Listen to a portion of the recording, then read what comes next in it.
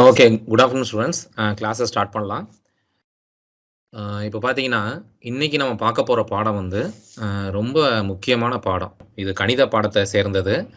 இது வந்து மேட் மாரி கிடையாது. இது வந்து கணக்கு பாடம் மேத்தமேட்டிக்ஸ் இது. இந்த இது வந்து உங்களுக்கு எந்த ஒரு இடத்துல போனாலும், அதாவது எந்த ஒரு எக்ஸாம் எழுதினாலும், ரயில்வே எக்ஸாம் இருக்கு, டிஎன்பிஎஸ்சி எக்ஸாம் இருக்கு, அப்புறம் பேங்க் எக்ஸாம் இருக்கு. இந்த மாதிரி எந்த எக்ஸாம் போய் நீங்கள் எழுதினாலும் இந்த டாபிக் வந்து ரொம்ப முக்கியமான ஒரு டாபிக். இதுலேருந்து கொஸ்டின் வராமல் இருக்கவே இருக்காது. ஸோ அதனால் இந்த சாப்டர் வந்து நீங்கள் வந்து நல்லா தரவாக பார்த்து வச்சுக்கோங்க. ஃப்யூச்சரில் வந்து உங்களுக்கு ரொம்ப யூஸ்ஃபுல்லாக இருக்கும். ஓகேங்களா? இப்போ நான் ஃபஸ்ட்டு வந்து ஒரு ஸ்லைடு வச்சுருக்கிறேன். இந்த ஸ்லைடில் பார்த்தீங்கன்னா நமக்கு ரொம்ப பிடிச்ச ஒரு ஃப்ரூட் ஒன்று இருக்குது. ஒரு பழம் ஒன்று இருக்கா? என்ன இருக்குது? ஆப்பிள் இருக்கா? இந்த ஆப்பிளை வந்து நம்ம வந்து கடைக்கு போய் வாங்க போவோம். அப்படி தானே? இந்த ஆப்பிள கடையில வாங்கும்போது எப்படி வாங்குவோம்? 1, 2, 3ன்னு அப்படின்னு வாங்குவோமா? இல்ல வேற எந்த மாரி வாங்குவோம்? கொஞ்சம் யோசிச்சு பாருங்க. ஃப்ரூட்ட போய் இந்த ஆப்பிள போய் நம்ம எப்படி கேட்போம் அப்படின்னு பார்த்தீங்கன்னா, 1, 2ன்னுலாம் கேட்க மாட்டோம். 1 குடுங்க, 2 குடுங்கலாம் கேட்க மாட்டோம். ஸோ இத வந்து எப்படி கேட்போம்னா, எடை போட்டு கேட்போம். எடையில தானே கேட்போம். அதாவது வெயிட். சரிங்களா? இப்ப வெயிட் குடுக்கும்போது, இப்ப நான் வந்து 1/2 கிலோ, 1 கிலோ இந்த மாதிரி வந்து நான் வந்து வாங்குறேன்னு வச்சுக்கங்க.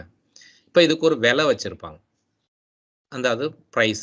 அந்த பழத்துக்கான எவ்வளோ மணி குடுக்கணும் அப்படின்னு. இந்த மணி எப்படி இருக்கும்? 1 கிலோ வாங்கும்போது ஒரு அமௌண்ட் இருக்குன்னு வச்சுக்குவோம். 1 கிலோ வாங்கும்போது ஒரு ரூ. 100 இருக்குன்னு வச்சுக்குவோம்.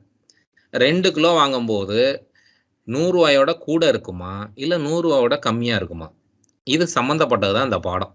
இத மட்டும் கரெக்ட்டா புரிஞ்சுக்கிட்டீங்கன்னா, இந்த பாடம் டோட்டலா வந்து நமக்கு ஈஸியா போயிடும். இந்த கொஸ்டினை படிச்சுட்டு இதை தான் நம்ம கண்டுபிடிக்கணும். இந்த பழத்தை வச்சு நம்ம 2 விஷயத்த நம்ம வந்து பார்க்க போறோம். என்ன பார்க்க போறோம் அப்படின்னா, ஒன்று வந்து வெயிட், அடுத்தது நம்ம கடைக்காரர் கொடுக்கக்கூடிய பணம், மணி. சரிங்களா? அதாவது விலைன்னு சொல்லலாம். சரியா? பிரைஸ், விலைன்னு சொல்லலாம். அப்போ இந்த ஆப்பிளை பொறுத்த வரைக்கும் 2 விஷயம் இருக்கு. இந்த 2 விஷயத்தை நாம தொடர்பு படுத்தி பார்க்க போறோம். அதுதான் இந்த பாடம். இது மாதிரி ஒவ்வொரு பொருளுக்கும் 2 விதமான தொடர்பு இருக்கும். அந்த தொடர்பு வந்து இன்க்ரீஸ் ஆகுதா, டிக்ரீஸ் ஆகுதா, அந்த மாதிரி கண்டுபிடிக்கணும். அதை பற்றி தான் இந்த பாடத்தில் நாம் என்ன பண்ண போகிறோம், பார்க்க போகிறோம். சரி, இப்போ நான் கேட்ட கேள்விக்கு வாங்க. இப்போ நான் வந்து 1 கிலோ வாங்கும்போது இப்போ வெயிட் இருக்குது, விலை இருக்குது. சரியா? காஸ்ட் இருக்குது. இப்போ நான் 1 கிலோ வாங்குறேன். 1 கிலோ வாங்கும் எனக்கு எவ்வளோ இருக்குது? விலை எவ்வளோ சொல்கிறாங்க? ரூ. 100 சொல்கிறாங்க. இப்போ நான் 2 கிலோ வாங்க போகிறேன்னு வச்சுக்கோ. இப்போ மணியும் வந்து அதிகரிக்குமா, அதாவது இன்க்ரீஸ் ஆகுமா, அதாவது காஸ்ட் இருக்குல்ல, அது வந்து இன்க்ரீஸ் ஆகுமா இல்லை டிக்ரீஸ் ஆகுமா அப்படின்னு யோசிக்கணும். ஸோ இந்த பக்கம் நான் வெயிட்டை வச்சிருக்கிறேன், அந்த பக்கம் நான் என்ன வச்சிருக்கேன்னா காஸ்ட் வச்சிருக்கிறேன், விலையை வச்சிருக்கிறேன், எடையும் வச்சிருக்கிறேன், விலையும் வச்சிருக்கிறேன். ஸோ எடை அதிகரிக்கும் போது விலை அதிகரிக்குமா இல்லை குறையுமா? இதுதான் கொஸ்டின். இந்த விஷயத்தை நீ கரெக்டாக புரிஞ்சுக்கணும். இது இந்த இடத்துல நான் உனக்கு ஈஸி தான். இப்போ நீ என்ன பண்ணியிருப்பேன்னா, நீ கண்டுபிடிச்சிருப்ப நேரம், எனக்கு அது தெரியும். ஸோ ஒவ்வொரு இடத்துலையும் இது இன்னும் நிறைய கண்டென்ட் இருக்குது. வெறும் இது நம்ம எடையை மட்டும் வச்சு பேசிக்கிட்டு இருக்கோம். இது மாதிரி இன்னொரு வேறு சுச்சுவேஷன். அந்த சுச்சுவேஷனில் நம்ம எப்படியெல்லாம் வந்து பொருட்கள் இருக்கோ அதுக்கேற்றாப்புல அதுக்கு இன்னொரு தொடர்பு படுத்தக்கூடிய இன்னொரு பொருள், அது கூடுதா குறையுதா அப்படிங்கிறத நம்ம பார்க்கணும். ஆனால் இந்த இடத்துல உனக்கு எந்த பிரச்சனையும் இருக்காதுன்னு நான் நினைக்கிறேன். ஏன்னா இது நம்ம லைஃப் ஓரியன்டான ஒரு விஷயம். எல்லா இடத்துலையும் நம்ம போய் வாங்கக்கூடிய பொருளோட அளவு அதிகரிக்கும் போது கண்டிப்பாக விலையும் அதிகரிக்கும் அப்படிங்கிறது உனக்கு நல்லா தெரியும். ஸோ பொருளோட எடை அதிகரிக்க அதிகரிக்க விலையும் என்ன ஆகும், அதிகரிக்குங்கிறது உனக்கு நல்லாவே தெரியும். ஸோ 2 பக்கமுமே அதிகரிக்குது. எடை அதிகரிச்சா விலை அதிகரிக்கும். இந்த கான்செப்ட் உனக்கு நல்லாவே தெரியும். சரி, நான் இப்போ உனக்காக என்ன பண்ணுறேன்னா, இப்போ 2 கிலோ ஆப்பிள் வாங்கும்போது கண்டிப்பாக பொருளோட விலை ரூ. 100 அதிகமாக தான் இருக்கும். அது எவ்வளோன்னா ரூ. 200. சரியா? அப்போ 1 கிலோ வந்து ரூ. 100 இருந்துச்சு. ஸோ 1 கிலோவா இருக்கும்போது ரூ. 100. இப்போ நான் பொருளோட எடையை வந்து அதிகரிக்கிறேன். பொருளோட வார்த்தையை கவனிக்கணும். பொருளோட எடையை அதிகரிக்கிறேன், இன்க்ரீஸ் பண்ணுறேன். சரியா? அப்போ பொருளோட விலையும் என்ன ஆகுது என்றால் இன்க்ரீஸ் ஆகுது. சரியா? அதிகரிக்கிறது அப்படின்னு தெரியும். சரி, இன்னும் ஏன் இந்த இடத்துல மட்டும் தான் இன்னொரு 3 கிலோவா ஆக்குறேன். இப்போ பொருளோட விலையை வந்து, அதாவது எடையை வந்து 3 கிலோ ஆக்கிட்டேன். ஆட்டோமேட்டிக்கா கண்டிப்பா என்னதான் ஆகும்? கண்டிப்பா பொருளோட விலையும் அதிகரிச்சு தான் இருக்கும். ஸோ அதனால விலை வந்து ரூ. 300 காட்டுது நமக்கு. ஸோ எடை அதிகரிக்கும் போது பொருளின் விலையும் அதிகரிக்கிறது. சரியா? இப்ப நான் இன்னொரு விஷயம் கேட்கிறேன் பாரு. அதிகரிக்கிறது. இப்ப இதே மாதிரி பொருளோட எடை குறையும் போது விலையும் என்னாகும்? குறையும். இந்த கான்செப்ட்டுக்கும் வரணும். Reverse order. அப்படியே பின்னால போறோம். சரியா? இப்ப நம்ம என்ன பண்றோம்னா பொருளோட எடைய குறைச்சா கண்டிப்பா விலையும் என்ன ஆகும்? குறையும். அப்படியே பேக்வர்ட். அப்ப பொருளோட விலை அதிகரிக்கும் போது, அதாவது பொருளோட எடை அதிகரிக்கும் போது விலையும் அதிகரிக்கும். பொருளோட எடை குறையும் போது விலையும் குறையும். ஸோ அதிகரிக்கிறது. குறைகிறது. இந்த கான்செப்டை நல்லா புரிஞ்சுப்பேன் நான் நினைக்கிறேன். அதாவது இன்க்ரீஸ் ஆகும்போது இன்க்ரீஸ் ஆகும், டிக்ரீஸ் ஆகும்போது டிக்ரீஸ் ஆகும். ஸோ எந்த இடத்துல வெயிட்டும் காஸ்ட்டும் இருக்கிற இடத்துல கண்டிப்பா அதிகரித்தால் அதிகரிக்கும், டிக்ரீஸ் ஆனிச்சுன்னா, அதாவது இன்க்ரீஸ் ஆனிச்சுன்னா இன்க்ரீஸ் ஆகும், டிக்ரீஸ் ஆனிச்சுன்னா டிக்ரீஸ் ஆகும். அதாவது தமிழ்ல சொல்லணும்னா அதிகரிக்கும் போது அதிகரிக்கும், குறையும் போது குறையும். சரியா? இப்போ நான் இன்னொரு வேற ஏதாவது ஒரு மாடல் எடுப்போம். அது எப்படி இருக்குன்னு பார்ப்போம். இப்போ வந்து கவுண்ட், எண்ணிக்கை. இப்போ வந்து ஆப்பிள போய் நம்ம 1, 2 வாங்க முடியாதுன்னு சொன்னோம். ஆனா வேற இப்ப நான் என்ன எடுத்துக்கிறேன்னா ஒரு பேனா எடுத்துக்கிறேன். இந்த பேனாவை நம்ம என்ன ஆகணும்னா வெயிட் போட்டெல்லாம் வாங்க முடியாது. சரியா? நம்ம என்ன பண்ணுவோம்? 1, 2ன்னு வாங்குவோம். அப்ப ஒரு பொருளோட, அதாவது ஒரு பேனா, ஒரு பேனாவோட விலை வந்து என்ன ஆகுதுன்னா ரூ. 10 போட்டிருக்கும். அப்படிதானே?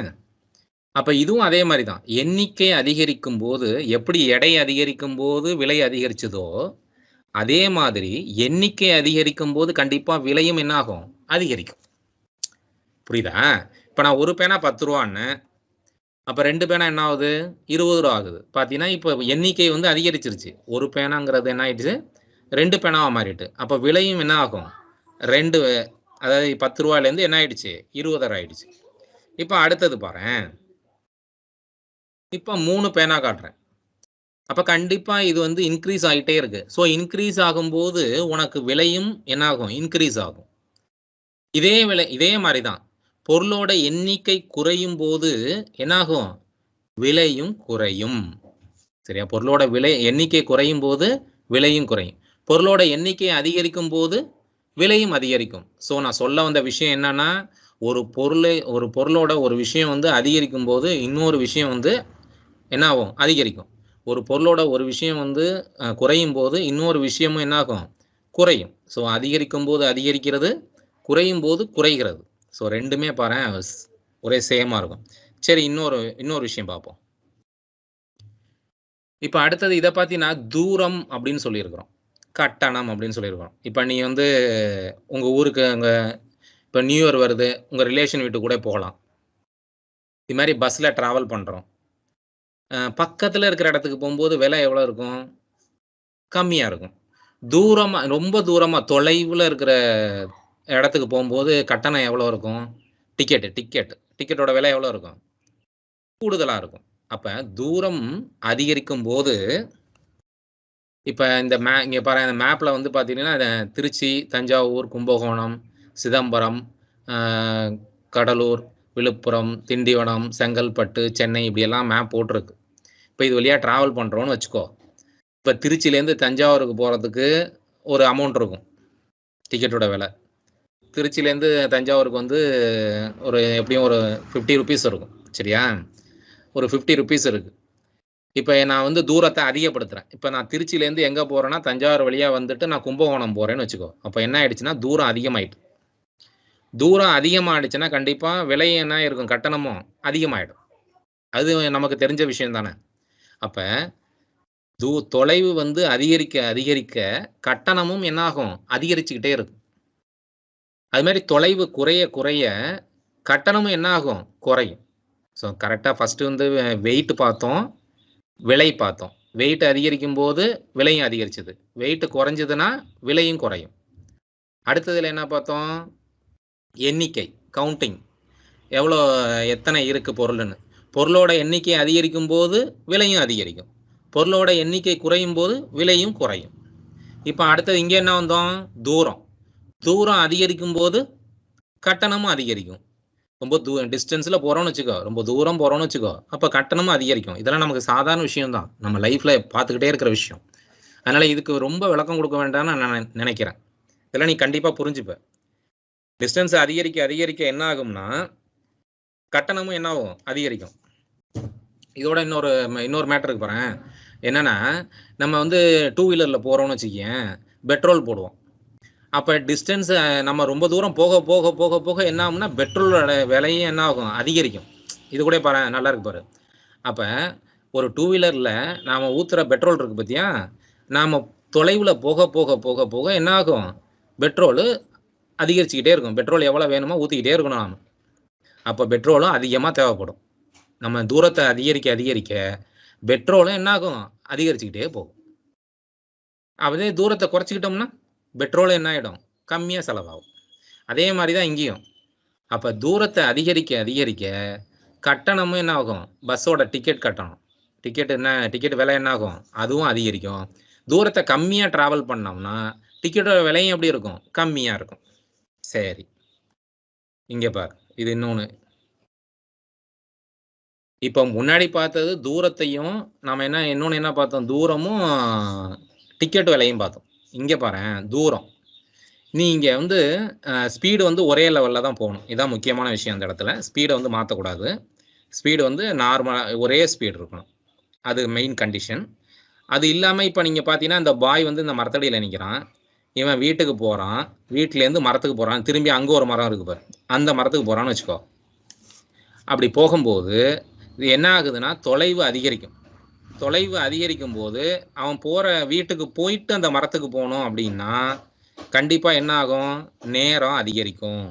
ஸோ தொலைவு அதிகரிக்கும் போது நேரமும் அதிகரிக்கும். இப்படியே ஷார்ட்கட்ல போறான்னு வச்சுக்கோ, இங்க பாரு, இங்க சைட்ல இருந்து மரத்துல இருந்து டைரக்டா வீட்டுக்கே போகாம மரத்துக்கு போறான்னு வச்சுக்கோ, அப்ப என்ன ஆகும், தொலைவு குறையுது, அப்ப நேரமும் என்ன ஆயிடும், குறைஞ்சிரும்.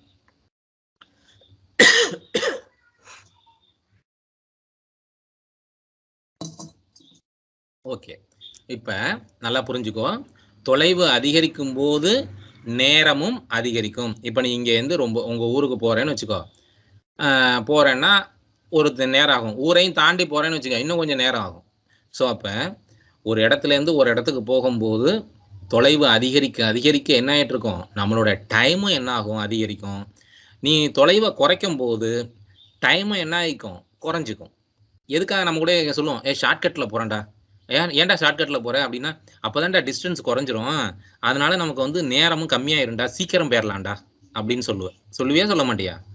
அதனாலதான் அப்ப தொலைவு அதிகரிக்க அதிகரிக்க நேரம் அதிகரிக்கும், தொலைவு குறைய குறைய நேரமும் குறையும். ஓகேவா? என்னென்ன சொன்னனோ அது எல்லாத்தையும் இந்த பேஜ்ல காட்டியிருக்கிறேன், பாரு. வெயிட் அதிகரிக்கும் போது விலையும் அதிகரிக்கும், அத காஸ்டும் அதிகரிக்கும். எடை அதிகரிக்க அதிகரிக்க விலையும் அதிகரிக்கும். அதிலே 2 கான்செப்ட் இருக்கு. அது மாதிரி எடை குறைய குறைய விலையும் குறையும். அடுத்தது பாத்தீங்கன்னா, எண்ணிக்கை அதிகரிக்க அதிகரிக்க விலையும் அதிகரிக்கும். எண்ணிக்கை குறைய குறைய விலையும் குறையும். அப்படித்தானே? அடுத்தது என்ன இருக்கு, அடுத்தது பாத்தீங்கன்னா இங்க என்ன இருக்கு, தூரம் இருக்கு. தூரமும் அதிகரிக்க அதிகரிக்க நேரமும் அதிகரிக்கும். தூரம் குறைய குறைய நேரமும் என்ன ஆகும், குறையும். அடுத்தது பாரு, தூரம் அதிகரிக்க அதிகரிக்க கட்டணமும் அதிகரிக்கும். தூரம் குறைய குறைய கட்டணமும் குறையும். ஸோ இது எல்லாமே அதிகரிக்கிறது அதிகரிக்கிறது, குறைகிறது குறைகிறது. அப்ப இந்த மாதிரி இருக்கிற விஷயத்தை தான் நாம என்ன சொல்றோம்னா, கீழே எழுதி one value increases and the other value also increases. One value decreases and the other value also decreases. அதாவது ஒரு பொருளின் அளவு அதிகரிக்கும் போது அதனோடு தொடர்புடைய மற்றொரு பொருளின் அளவும் அதிகரிக்கும். அதே மாதிரி ஒரு பொருளின் அளவு குறையும் போது அதனுடன் தொடர்புடைய மற்றொரு பொருளின் அளவும் என்னாகும், குறையும். ஸோ அதிகரிக்கும் அதிகரிக்கும், குறையும் குறையும். இந்த கான்செப்டை தான் கரெக்டா புரிஞ்சுக்கணும். Increase increase, decrease decrease. அப்படின்னா இந்த பாடத்தோட தலைப்பு என்னவா இருக்கும் அப்படின்னு பாத்தீங்கன்னா, இன்க்ரீஸ் இன்க்ரீஸ் டிக்ரீஸ் டிக்ரீஸ் அப்படின்னு வந்துச்சுன்னா இந்த பாடத்தோட தலைப்பு என்னவா இருக்கும், நல்லா புரிஞ்சுக்கோ. இதுக்கு பேர் தான் நேர்மாறல். இதுக்கு பேர் தான் நேர்மாறல். இங்கிலீஷ்ல சொல்றதா இருந்தா டைரக்ட் வேரியேஷன்.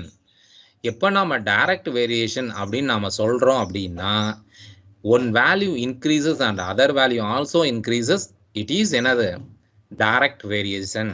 சரியா? இதைத்தான் நம்ம என்னன்னு சொல்ல போறோம் தமிழ்ல நேர்மாறல் அப்படின்னு நம்ம சொல்லுவோம். என்னன்னு சொல்றோம்? நேர்மாறல் அப்படின்னு நம்ம சொல்லுவோம். சரி, இப்ப இந்த நேர்மாறல் பத்தி தான் நம்ம என்ன பண்ண போறோம்னா கணக்கு பார்க்க போறோம். இப்ப நேர்மாறல்னா என்னன்னு உனக்கு தெரியும். ஒரு பொருளோட ஒரு அளவு அதிகரிக்கும் போது மற்றொரு அளவும் அதிகரிக்கும். ஒரு பொருளோட ஒரு அளவு குறையும் போது அதோட தொடர்புடைய மற்றொரு பொருளின் அளவும் என்னாகும்? குறையும். ஸோ ரெண்டுமே ஒரே செயலை தான் செய்யும். இன்க்ரீஸ் ஆர் இன்க்ரீஸ், அதாவது இன்க்ரீஸ்னா இன்க்ரீஸ், டிக்ரீஸ்னா டிக்ரீஸ். அதிகரிக்கிறதுனா அதிகரிக்கிறது, குறைகிறதுனா குறைகிறது. நான் ஏன் திரும்ப திரும்ப சொல்றேன்னா இதை அப்படியே உல்டாவா ஆப்போசிட்டா நாம திரும்ப பார்ப்போம். அதனால கரெக்டா புரிஞ்சுக்கோ. ஸோ இந்த இடத்துக்கு பேரு நேர்மாறல். இதே மாதிரி பின்னால நாம என்ன பார்க்க போறோம்னா எதிர்மாறல் அப்படின்னு ஒன்று பார்ப்போம். சரியா?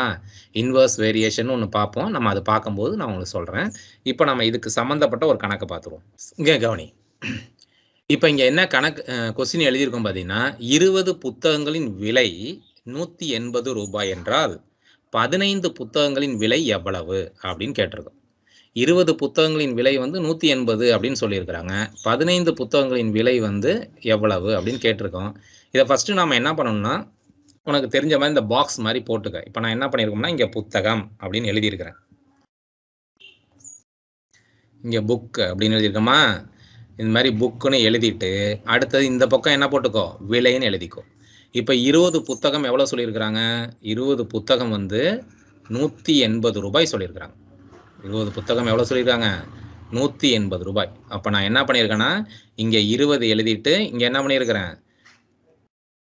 இந்த இடத்துல 180ன்னு எழுதியிருக்கிறேன். ஸோ இங்கே 20 புத்தகம், இந்த இடத்துல என்ன எழுதிக்கணும்? விலைக்கு கீழே என்ன எழுதிக்கணும்? எவ்வளோன்னு எழுதிக்கிறேன், 180. இப்போ அடுத்தது நாம் என்ன கேட்டிருக்காங்கன்னா 15 புத்தகங்களின் விலை. இங்கே 15 இருக்கு, ஆனால் விலை எவ்வளவுன்னு கேட்டுட்டாங்க. விலை என்னன்னு எவ்வளவுன்னு நமக்கு தெரியாது. தெரியாதுன்னா அதை நம்ம என்னன்னு எடுத்துக்கணும்? எக்ஸ் அப்படின்னு எடுத்துக்கணும். தெரியாதுன்னா அதை எப்படி எடுத்துக்கிறேன்? எக்ஸ்ன்னு எடுத்துக்கிறேன். ஸோ 20 புத்தகங்களின் விலை 180, 15 புத்தகங்களின் விலை எக்ஸ் அப்படின்னு எடுத்தாச்சு.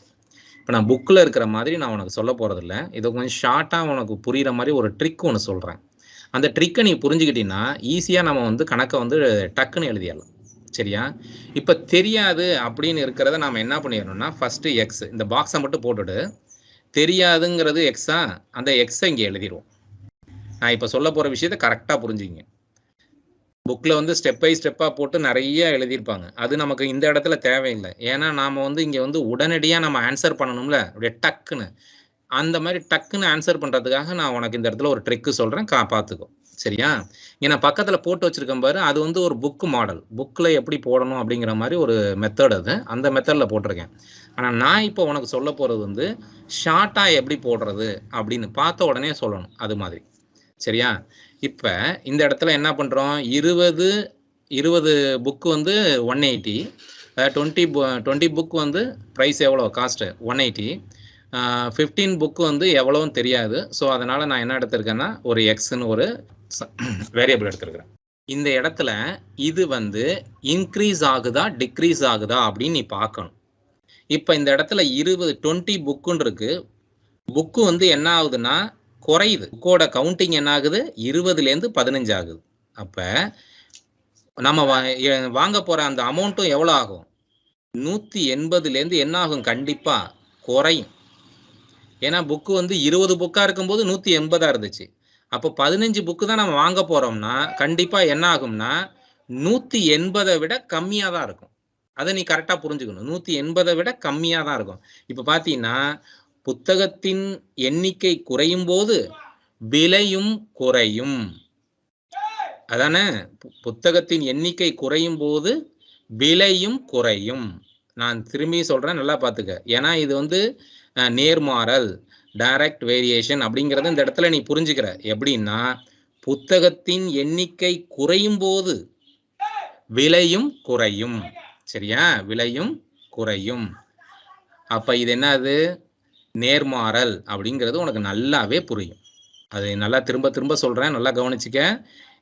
இங்க விலை எண்ணிக்கையும் குறைகிறது, விலை அப்ப விலையும் என்னாகும் குறையும். ஸோ இப்போ இந்த கான்செப்டை நீ புரிஞ்சுக்கிட்ட. இப்போ இது நேர்மாறல் அப்படிங்கிறத நீ தெரிஞ்சுக்கிட்ட. இந்த இடத்துல நீ என்ன எழுதணும் அப்படின்னா ஃபர்ஸ்ட் எக்ஸ்ன்னு எழுதியாச்சா? இது நேர்மாறல் அப்படின்னா இந்த இடத்துல எக்ஸுக்கு மேல என்ன இருக்கு பாரு, 180 இருக்கு பாத்தியா? அந்த 180 எழுதிரு. இந்த 180 எழுதியாச்சு. அப்புறம் ஒரு பெருக்கல் போடு. அதுக்கப்புறம் இது வந்து என்னது, டைரக்ட் வேரியேஷன் நேர்மாறல்னு சொன்னனால இந்த 20 15 இருக்கு பாத்தியா, இது அப்படியே தலைகீழ எழுதணும். திரும்ப சொல்றேன், இது எப்படி எழுதணும்? தலைகீழ எழுதணும். மேல 15 போடு, கீழே 20 போடு. அவ்வளவுதான், கணக்கு முடிஞ்சிருச்சு. இதை நீ சிம்பிளிஃபை பண்ணினா ஆன்சர் வந்துடும். நீ இதை சிம்பிளிஃபை பண்ணா என்ன ஆயிடும், உனக்கு ஆன்சர் கிடைச்சிடும். ஸோ இது நேர்மாறல் அப்படிங்கறனால அந்த 180 அப்படியே எழுதிட்டு அந்த பக்கத்துல 2 வேல்யூ இருந்துச்சு பத்தியா, 20 15ன்னு அதை தலைகீழ எழுதிட்டீங்கன்னா உனக்கு மேல வந்து அதாவது கீழே இருந்ததை மேலையும் மேல இருந்தது கீழே எழுதிட்டேன். இப்ப 20 மேல இருந்துச்சு, 15 கீழே இருக்கு. நான் எப்படி எழுதியிருக்கேன் நல்லா பாரு. 15 மேல எழுதிட்டு 20 கீழே எழுதிட்டேன். இப்போ இதை நம்ம இதை என்ன பண்ண போறோம்னா அடிக்க போறோம். இதை அடிச்சிடலாம். இதையும் 0க்கு 0 அடிச்சிடலாம். இப்போ இந்த 2க்கு இதை அடிச்சோம்னா 9 வந்துடும். ஸோ இதை வந்து மல்டிப்ளை பண்ணிக்கலாம். இப்போ மல்டிப்ளை பண்ணோம்னா 9 × 15, 15ஐயும் 9ஐயும் மல்டிப்ளை பண்ணி பார்த்துக்கோ வேணா. 45க்கு 5, இங்கே வந்து ஒரு 4, 1 × 9 9, 9 4 வந்து 13. ஸோ ஆன்சர் வந்து 135. ஸோ இந்த விஷயம் உனக்கு என்னங்கிறது இப்போ புரிஞ்சிருக்கும். நான் புக்கில் போட்டதை விட இப்போ டக்குன்னு ஆன்சர் போட்டேன். இதை நீ கேள்வியை பார்த்து கூட போட முடியும். அது எப்படி கேள்வியை பார்த்தே நான் போடுறேன் பாரு, அட்டவணையே எழுதாமலே போடுவேன். நான் உனக்கு அட்டவணையே எழுதாமல் போடுறேன். இப்போ இருக்கிறது 20 புக்கு, 180. இது கலரை மாற்றிக்கிறேன். ஸோ 20 புக்கு, அடுத்தது 15 புக்கு, ஓகேவா? அடுத்தது பார்த்தீங்கன்னா 180, இங்கே எக்ஸு, இது 2 ரிலேட்டடு, இங்கே வந்து எக்ஸு. இப்போ நான் டைரெக்டாக அந்த பாக்ஸே போட மாட்டேன். இந்த பாக்ஸே போடாமலே நான் என்ன பண்ணுறேன்னா ஆன்சர் போட போகிறேன்.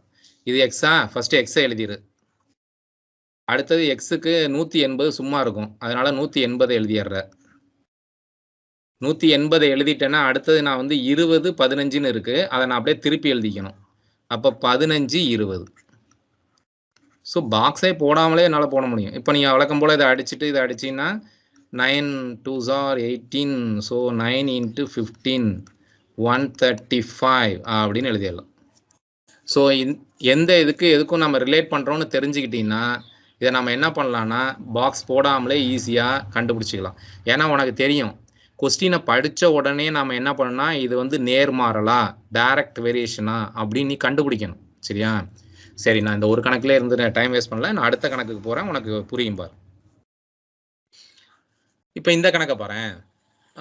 5 கிலோ உருளைக்கிழங்கு 75 ரூபாய்.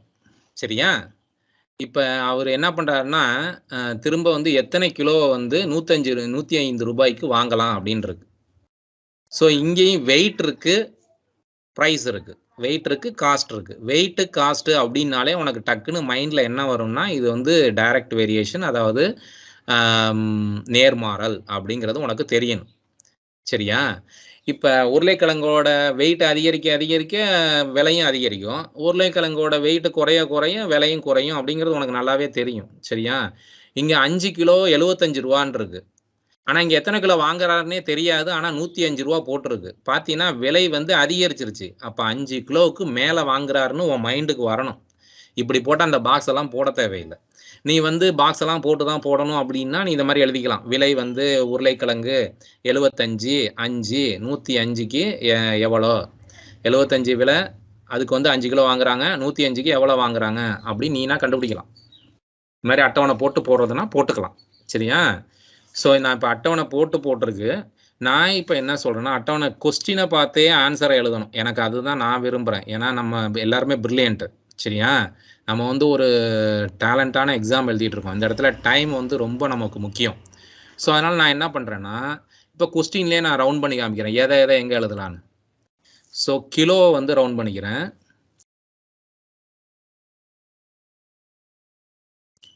அஞ்சு கிலோ, இங்கே என்ன கிலோன்னு எனக்கு தெரியாது. என்ன கிலோனே தெரியாதுன்னா அது என்னது? எக்ஸ். அடுத்தது 75. அடுத்தது 105. சரியா? இப்போ நான் என்ன பண்ண போகிறேன்? ஃபஸ்ட்டு எக்ஸை எழுதிக்கணும். அடுத்தது எதை எழுதணும்? அந்த எக்ஸோட தொடர்புடைய இன்னொரு நம்பர் என்ன அப்படிங்கிறத எழுதணும். அந்த தொடர்புடைய இன்னொரு நம்பர் என்ன நமக்கு? 5. அப்போ மல்டிப்ளை. இப்போ இங்கே என்ன இருக்குன்னா 75 105 இருக்கு. ஸோ 75 105. இப்போ நான் புரிஞ்சுக்கணும், ஆர்டர் பார்த்துக்க. 75 105 இருக்கு. ஆர்டர் வந்து ஃபர்ஸ்ட் இருக்கிறது 75, ரெண்டாவதா இருக்கிறது 105. ஆனால் நீ எழுதும் போது எப்படி எழுதணும்? ரெண்டாவதா இருக்கிறத ஃபர்ஸ்ட் எழுதிட்டு கீழே என்ன எழுதணும்? 75 எழுதணும். அவ்வளோதான். அப்போ ரெண்டாவதா இருக்கிறது ஃபர்ஸ்ட் இருக்கிறது போன கணக்குலையும் இதே தான் பண்ணணும். ரெண்டாவதா இருக்கிறத ஃபர்ஸ்ட் எழுதணும், ஃபர்ஸ்ட் இருக்கிறத ரெண்டாவது எழுதணும். நான் அதுதான் மேலையும் கீழே எழுதியிருக்கிறேன். ஸோ 105 ஃபர்ஸ்ட் எழுதிட்டு 75 எங்கே எழுதிடணும்? கீழே எழுதிடணும். இப்போ நீ இதை அடித்து போட்டுக்கலாம். இப்போ நீ என்ன பண்ணலான்னா இதையும் 5ஐயும் இதையும் அடிச்சுன்னா இது வந்து 15. சரியா? ஓரஞ்சு 5 15 5 75. ஸோ 15ஓட 7 மல்டிப்ளை பண்ணோம்னா என்ன வரும் நமக்கு? 105 வரும். ஸோ ஆன்சர் வந்து 7.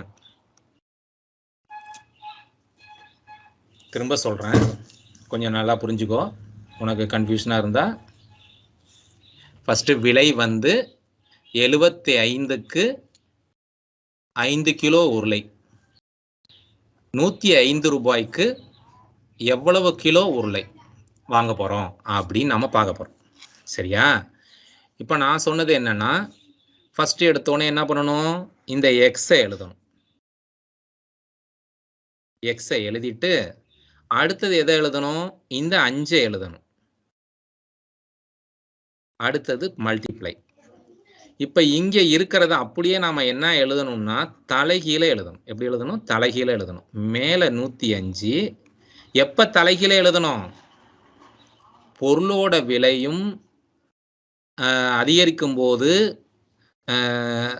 பொருளோட வெயிட்டும் என்ன ஆகுது? அதிகரிக்குது. இந்த மாதிரி கண்டிஷனில் தான் தலைகீழ எழுதணும். அதுதான் என்னது? நமக்கு நேர்மாறல். இங்கே பார்த்தீங்கன்னா 75லேருந்து விலை என்ன இருக்கு? 105 மாறி இருக்கு. 75லேருந்து விலை வந்து 105 மாறி இருக்கு. அப்போ 5 கிலோனுங்கிறது கண்டிப்பாக என்னவா மாறும்? கண்டிப்பாக என்னவா மாறும்? கூட தான் போகும். 5ஐ விட அதிகமாக தான் போகும். ஸோ அதனால் கீழே என்ன எழுதிடலாம்? 75 எழுதிடலாம். இப்போ நான் வந்து டிவைட் பண்ணி காட்டுறேன் உனக்கு. டிவைட் ஓரஞ்சு 5, இங்கே அடித்தோம்னா 15 5 75. இப்போ வந்து 15வது டேபிள் எடுத்துக்குவோம். ஒரு 15 15. இதை அடித்தோம்னா மொத்தமாக அடித்தோம்னா இங்கே என்ன வரும்னா 7 15 என்ன வரும்னா உனக்கு 105 105 கிடச்சிரும். அப்போ ஆன்சர் வந்து 7. சரியா? ஸோ நான் திரும்ப சொல்கிறேன், என்ன காரணம்னா நீ வந்து குழம்பிக்காத. கேள்வியை ஃபஸ்ட்டு படி. கேள்வியை நல்லா படி. கேள்வியில் என்ன ரெண்டு விதமாக கம்பேர் பண்ணுறாங்க அப்படின்னு பாரு. ஸோ இங்கே 5 கிலோன்னு கம்பேர் பண்ணியிருக்கிறாங்க, இங்கே வந்து கிலோ என்னன்னு கேட்டிருக்காங்க. ஸோ இது ரெண்டும் என்னது? எக்ஸ். அடுத்ததில் இங்கே என்ன கொடுத்துருக்காங்கன்னா விலை 75 கொடுத்துருக்குறாங்க, இங்கே விலை வந்து 105 கொடுத்துருக்குறாங்க. கேள்வியை பார்த்த உடனே நீ என்ன கண்டுபிடிக்கணும்? இந்த மாதிரி இந்த விஷயத்தை என்னென்ன எது கொடுத்துருக்காங்கன்னு பாரு. உனக்கு தெரியலை அப்படின்னா இந்த மாதிரி கட்டம் போட்டுக்க. கட்டம் போட்டு கூட எழுது. இப்போ இது வந்து நேர்மாறலா அப்படின்னு நீ கண்டுபிடிக்கணும். நேர்மாறல்னா என்ன சொல்லியிருக்கிறேன்?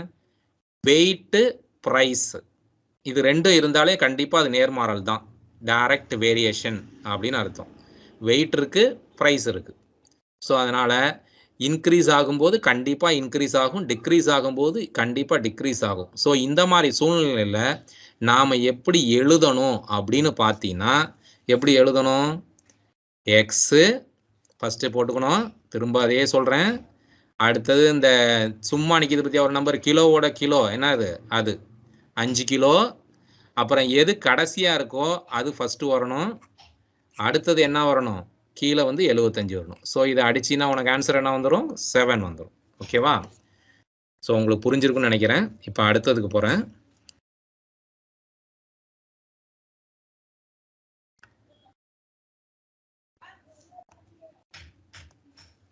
ஓகே, இப்போ டைரக்ட் வேரியேஷன் நேர்மாறல் முடிஞ்சிருச்சு. இப்போ அடுத்தது இது என்னன்னு பார்க்கலாம். இங்கே பாரேன், இங்கே படத்தில் என்ன காட்டியிருக்கேன்னா, ஒரு ஆமை இருக்குது, இந்த பக்கம் ஒரு முயல் இருக்குது. உங்களுக்கு ஒரு கதை தெரியும், ஆமையும் முயலையும் ஓட விட்டா எது தான் ஃபஸ்ட்டு ஓடும் அப்படின்னு நீ சொல்லுவ டக்குன்னு. எது ஓடும்? முயல் தான் சார் வேகமாக ஓடும், ஏன்னா சீக்கிரம் போய் ஜெயிச்சிரும், வேகமாக ஓடிடும், அதனால் சீக்கிரம் ஒரு இடத்த ரீச் பண்ணிடும். ஆனால் ஆமை வந்து என்ன ஆகும்னா அப்படியே மெதுவாக வரும். உனக்கு யாராவது திட்டுவாங்க லேட்டாக வந்தால், என்ன சொல்லுவாங்கன்னா, ஏன்டா ஆமை மாதிரி நடந்து வர அப்படின்னு சொல்லுவாங்க. என்ன காரணம் அப்படின்னா, அங்கே வேகம் குறைஞ்சிருச்சு. ஆமை மாதிரி நடந்து வர அப்படின்னா வேகம் குறைஞ்சிருச்சுன்னா நேரம் என்ன ஆகிடும்? அதிகமாக தேவைப்படும், நேரம் அதிகரிச்சு போயிடும். புரியுதா? இப்போ நீ ஒரு இடத்துக்கு போகணும் அப்படின்னா வேக வேகமாக போனீங்கன்னா சீக்கிரமாக போய் சேர்ந்துடலாம். ரொம்ப மெதுவாக போனீங்கன்னா என்ன ஆகும்? லேட்டாக போய் சேருவேன். லேட்டாக போயின்னா நேரம் அதிகமாயிட்டுன்னு அர்த்தம். நேரம் அதிகமாகிடும். காலையில் கிளம்புனா மதியானத்துக்குள்ளே போக வேண்டிய இடத்துக்கு சாயந்தரமாக போகிற அப்படின்னா என்னென்னா நீ மெதுவாக போயிருக்கேன்னு அர்த்தம். அப்போ நேரம் என்ன ஆயிடுச்சு? அதிகரிக்குது. சரியா? அப்போ இந்த இடத்துல நல்லா கவனி, நான் என்ன சொல்கிறேன்னு. வேகம் வந்து நீ வேகமாக போனீங்கன்னா சீக்கிரமாக போயிடுவேன். அப்படின்னா என்ன? வேகம் அதிகரிக்கும் போது நேரம் என்ன ஆகிடும்? கம்மியாயிடும். கம்மியாயிடுச்சு அப்படின்னு நீ எதை சொல்ற? குறைஞ்சிருச்சுன்னு சொல்லுவேன். இப்போ நான் முன்னாடி சொன்னதுக்கு இப்போ சொன்னதுக்கு வித்தியாசத்தை வார்த்தையில கவனிக்கணும். வேகம் அதிகரிக்கும் போது நேரம் குறையத்தான் செய்யும். வேகம் அதிகரிக்கும் போது நேரம்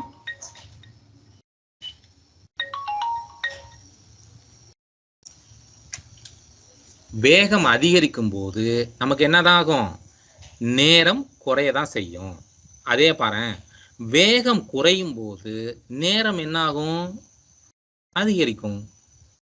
வேகம் குறைஞ்சதுன்னா நேரம் அதிகரிக்கும். வேகம் அதிகரிக்கும் போது நேரம் குறையும். ஸோ அதிகரிக்குதுன்னு ஒரு வார்த்தை சொல்றேன், குறையுதுன்னு ஒரு வார்த்தை சொல்றேன். ஸோ ஒரு பொருளோட ஒரு வேல்யூ அதிகரிக்கும் போது அதோட தொடர்புடைய இன்னொரு பொருளோட வேல்யூ வந்து குறையுது. சரிதான்? போன தடவை பார்த்தது வந்து அதிகரித்தால் அதிகரிக்கும், குறைந்தால் குறையும். இன்க்ரீஸ் ஆனால் இன்க்ரீஸ் ஆகும், டிக்ரீஸ் ஆனால் டிக்ரீஸ் ஆகும். ஸோ ரெண்டுமே ஒரே வேலையை செஞ்சிச்சு. அதை வந்து நம்ம என்ன சொன்னோம்னா நேர்மாறல் டைரக்ட் வேரியேஷன் சொன்னோம். ஆனால் இந்த இடத்துல ஒன்று அதிகரிக்குது, இன்னொன்று குறையுது. ஒன்று குறைஞ்சா இன்னொன்று அதிகரிக்குது. ஸோ இதைத்தான் நம்ம என்ன சொல்ல போகிறோம்னா சரி அது என்னங்கிறத நான் சொல்கிறேன். ஆனால் எதிர்மாறல்னு சொல்ல போகிறோம். இன்னொரு எக்ஸாம்பிள் பார்த்துருவோம். இப்போ நான் இந்த இடத்துல எதை சொல்லியிருக்கேன்னு பார்த்துக்க. ஏன்னா கொஸ்டினை படித்தோன்னா வேகமும் ஸ்பீடும் டைமும் வந்துச்சுன்னா அது வந்து இந்த டைப்பு, செகண்ட் டைப்பு, அதாவது எதிர்மாறல், இன்வர்ஸ் வேரியேஷன் அர்த்தம். சரியா? இப்போ பார்த்துக்குவோம். இங்கே பார், இந்த எக்ஸாம்பிளை பார்த்துட்டு நான் அதுக்கப்புறம் விளக்கமாக சொல்கிறேன் உனக்கு. இந்த எக்ஸாம்பிளில் பார்த்தீங்கன்னா இப்போ ஒரு வீடு கட்டுறாங்க. வீடு கட்டும்போது இங்கே மொத்தம் நான் இப்போ 7 பேரை காட்டியிருக்கிறேன். கீழே பார்த்தீங்கன்னா ஒரு ஃபிகர் காட்டும். மொத்தமாக 7 ஒர்க்கர்ஸ் இருக்கிறாங்க. நான் என்ன சொல்கிறேன்னா ஒரு 3 ஒர்க்கர்ஸை வச்சு இந்த வேலையை செஞ்சு முடிக்கலாம் அப்படின்னு நான் நினச்சேன்னு வச்சுக்கோ. ஒரு வேலையை வந்து நான் 3 ஒர்க்கர்ஸை வச்சே நான் செய்யலாம் அப்படின்னு நினச்சா அதுக்கு வந்து நாட்கள் வந்து அதிகரிக்கும். நான் கொஞ்சம் சீக்கிரமாக முடிக்கணும் இந்த வேலையை வந்து, நான் இந்த வீட்டை நான் இன்றைக்கே கட்டி ஒரு வாரத்தில் கட்டி முடிக்கணும் அப்படின்னா உடனே நான் என்ன பண்ணணும்னா ஆட்களை வந்து அதிகரிக்கணும். ஸோ வேலையாட்களை நான் அதிகரித்தேன்னா என்ன ஆகிடும்? எனக்கு நாட்கள் குறைவாக தேவைப்படும். குறைஞ்ச நாட்கள்லேயே நான் என்ன பண்ணிவிடுவேன்? அந்த வேலையை வந்து நான் முடிச்சிருவேன். புரியுதா?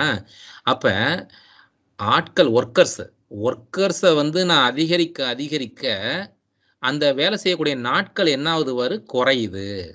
அந்த டேஸ், ஒர்க்கிங் டேஸ் என்ன ஆகுது? ஒர்க்கிங் டேஸ் வந்து குறைச்சிடலாம். நான் ஒர்க்கர்ஸை அதிகப்படுத்தினா, ஒர்க்கர்ஸை இன்க்ரீஸ் பண்ணா ஒர்க்கிங் டேஸ் என்ன ஆகும்?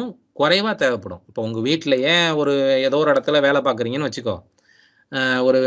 ஒரு பின்னாடி ஒரு வீடு கட்டுறீங்க. அந்த வீடு கட்டும்போது கொத்தனார் என்ன சொல்லுவார்னா, எனக்கு ஒரு கையாள் வேணும், சித்தாள் வேணும் அப்படின்னு சொல்லி கூப்பிட்டுக்குவார்.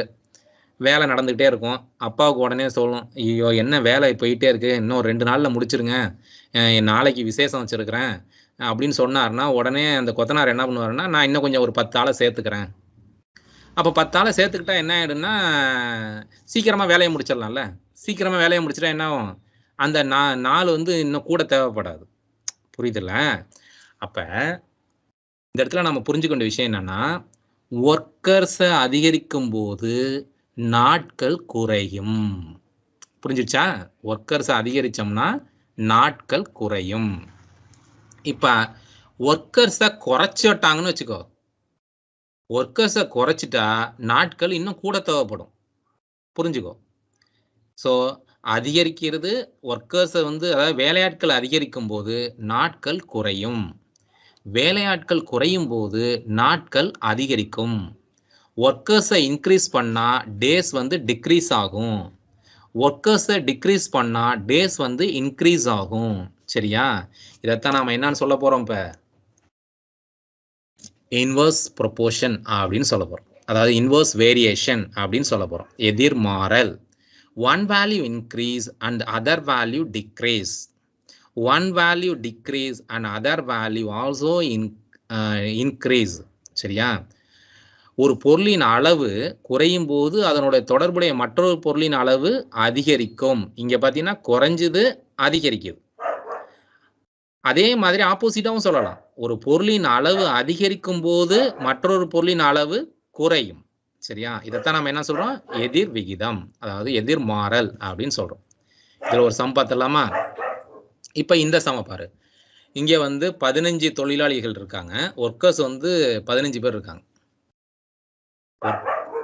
ஒர்க்கர்ஸ் வந்து எத்தனை பேர் இருக்காங்க?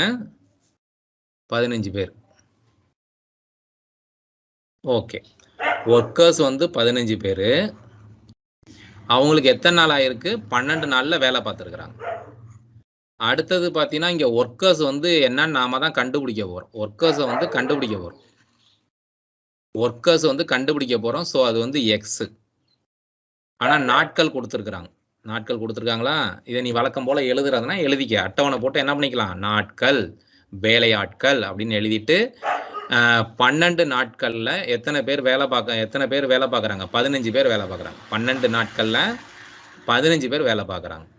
அடுத்தது 5 நாட்கள்ல எத்தனை பேர் வேலை பார்க்குறாங்கன்னு தெரியாது, அதனால எக்ஸ் போட்டிருக்கேன். ஸோ 12க்கு 15 பேர், 12 நாள் 15 வேலை. 5 நாட்கள்ல எத்தனைன்னு தெரியாது. ஸோ இப்போ இங்க என்ன நடந்திருக்கு அப்படின்னு பாரு. ஆனால் நீ ஒன்னே கெஸ் பண்ணிக்கணும். இங்க வந்து ஒர்க்கர் இருக்காங்க, டேஸ் இருக்கு, அதாவது வேலையாட்கள் இருக்கிறாங்க, நாட்கள் இருக்கு. அப்படி இருந்தாலே அது வந்து என்னன்னு உனக்கு மைண்ட்ல வரணும் தானாவே. அது வந்து நேர்மாறல் இல்லை, டைரக்ட் வேரியேஷன் கிடையாது. இது வந்து ஒன்று அதிகரிச்சா ஒன்று குறையும் அப்படிங்கிறது உன் மைண்ட்ல வந்துடணும். அது எதிர்மாறல்னு வந்துடணும்.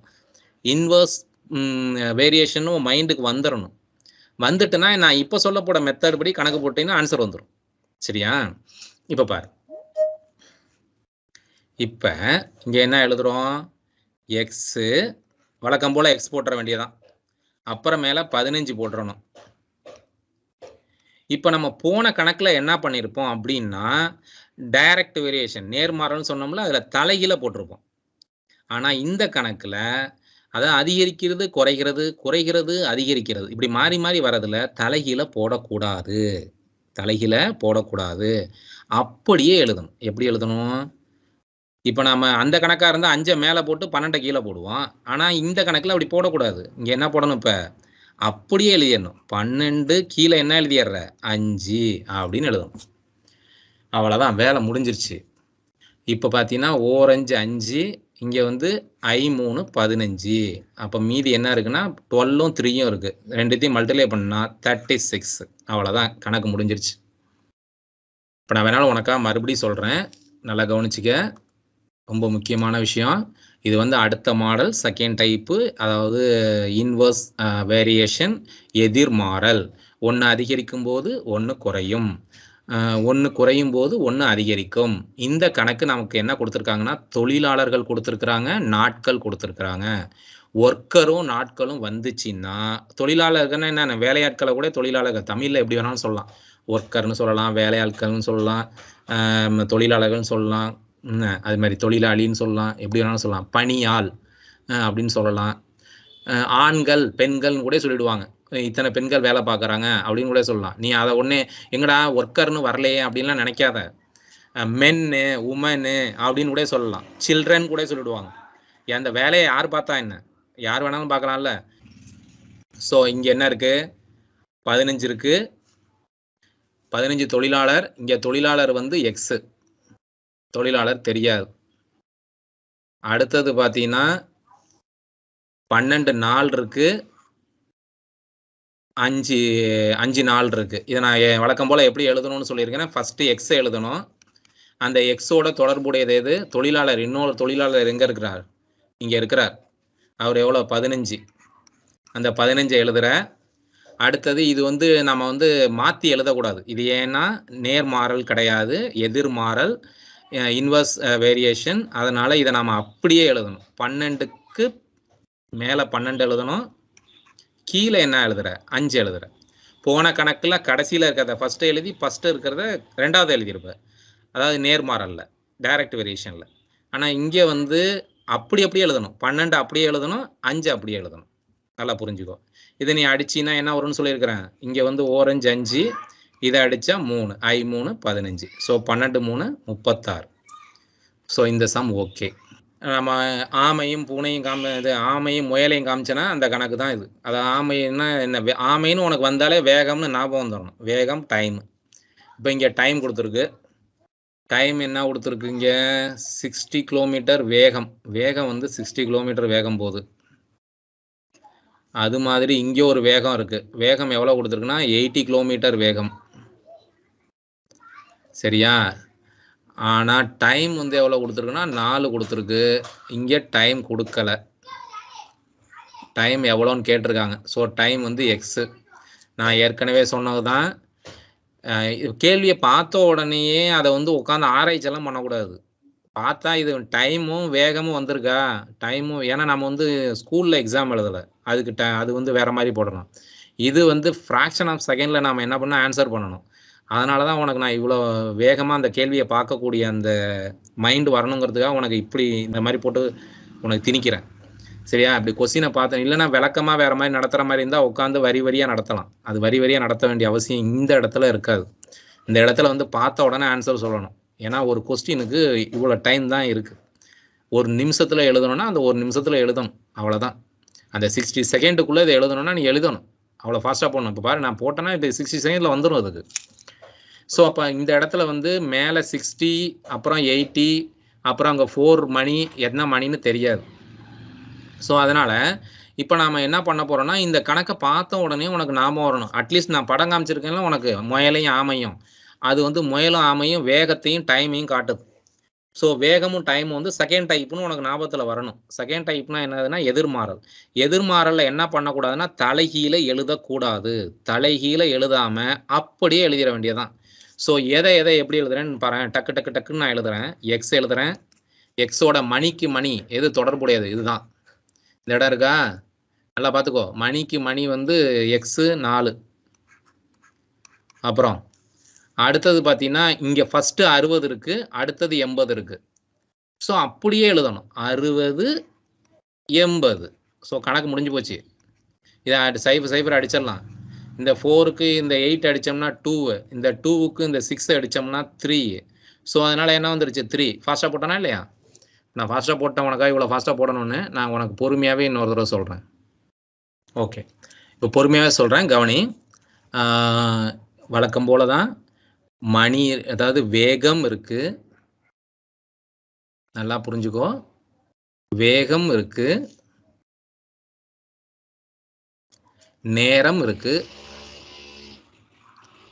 வேகமும் நேரமும் வந்துச்சுன்னா அது வந்து எதிர்மாறல்.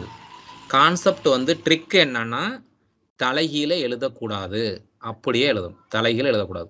வேகம் நேரம் வந்தால் செகண்ட் டைப்பு, தலைகீழ எழுதக்கூடாது. ஓகேவா? இப்போ நான் என்ன பண்ணுறேன், ஆன்சர் எவ்வளோ ஈஸியாக போகிறேன்னு பாரு.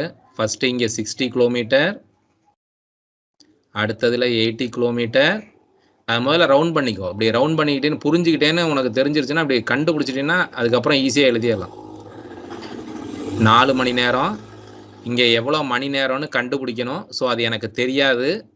ஸோ தெரியாதுங்கிறத ஃபஸ்ட்டு எக்ஸை இங்கே எழுதிடுற, அப்புறம் ஈக்குவல் டு போடுற.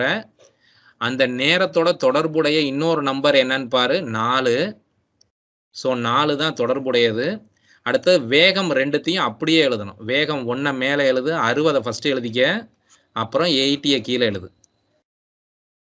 இதை அப்படியே என்ன பண்ணிக்கலாம், சிம்பிளிஃபை பண்ணினா உனக்கு என்ன வந்துடும், 3 வந்துடும். ஸோ 0க்கு 0, 1 நாங் 4, இங்கே அடித்தோம்னா 2 நாங்க எவ்வளோனா 8, இதை அடித்தோம்னா 1 2 2, இதை அடித்தோம்னா 3 2 6.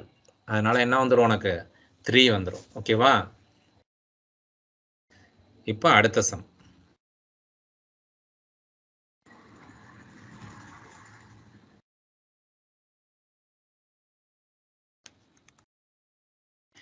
இப்போ பாரு, இந்த கணக்கு இன்னும் கொஞ்சம் கூடுதலான ஒரு விஷயம் சேர்க்கப்பட்டிருக்கு. என்னன்னா, இதுக்கு பேர் மிக்ஸ்டு வேரியேஷன் பேரு. மிக்ஸ்டு வேரியேஷன் அப்படின்னு பார்த்தீங்கன்னா இதுல வந்து என்ன வரும்னா, ஒரு நிமிஷம்.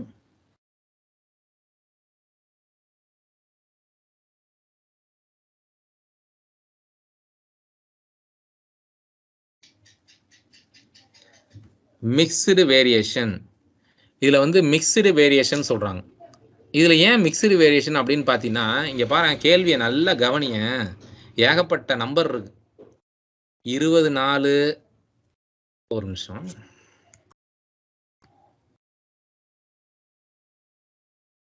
என்னென்ன நம்பர் இருக்கு, 24 கொடுத்துருக்காங்களா,